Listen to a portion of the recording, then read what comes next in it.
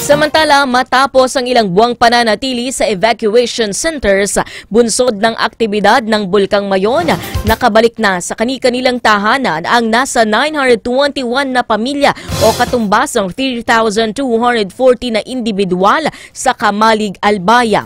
Base sa tala ng PHIVOLCS, kasalukuyan pa ring nasa Alert Level 3 ang Mayon Volcano at mabagal ang pagdaloy ng lava nito na may habang 2.8 kilometers sa Miisi Gully, 3.4 kilometers sa Bonga Gully at 4 kilometers naman mula sa crater nito.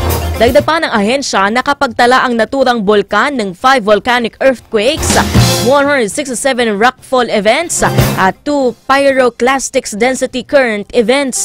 Pinawi din ng mga ito ang labis sa pangamba ng publiko at sinabing katamtaman lamang ang pagsingaw ngayon ni Magayon at panandalian din ang pamamaga nito. Gayunpaman, mahigit pa ring ipinagbabawal o mahigpit na ipinagbabawal ang pagpasok sa 6-kilometer radius permanent danger zone ng bulkana.